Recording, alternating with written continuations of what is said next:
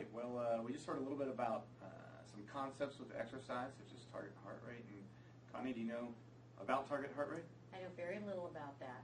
When you exercise, how do you measure how successful you are at your exercise, or whether your exercise is doing the job it should be? Usually I go by time on the treadmill or the elliptical and by how high I have set, like, Your the intensity. incline and the intensity. I think the problem people have, if you want to get scientific about it, is they don't understand how to make sure they're getting out of their workout what they should be. So I hear people, I say, when I see my patients, do you exercise? And everybody says, yes, I exercise. What are you doing? Well, I'm walking. Walking is not truly exercise. Yes, it's good for you. But if you really want to get to what we call a fat burning zone, where you're actually burning fat, you need to be working your body out at a certain intensity. Now, people think when they work out, you're building your heart muscle, and that's what heart rate is measuring. Right. Heart rate has nothing to do with the muscle of your heart. It has to do with how your body, how hard your body's working out, how it's utilizing oxygen, and how it's working to build muscle.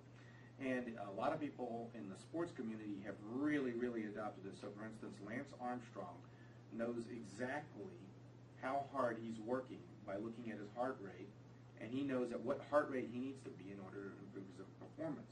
Well, we're now taking these concepts from sports medicine and applying it to our patients. It's hard for me to tell someone work out hard because no one knows exactly Right.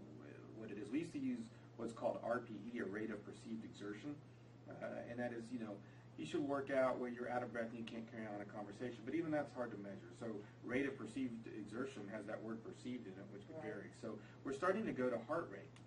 Now, to truly know what heart rate to work at, you really need to get a test done where you breathe in a machine and they measure you as you work out harder, and they can tell when your body starts going into lactic acid threshold and when your body's overworking. And from that, they can extrapolate what your heart rate should be to burn fat, what your heart rate should be to improve cardiac performance. So, for instance, Lance Armstrong wants to work out at a certain heart rate so that he does better at high intensities. But our patients want to work out at what's called a fat burning zone, and we can calculate that.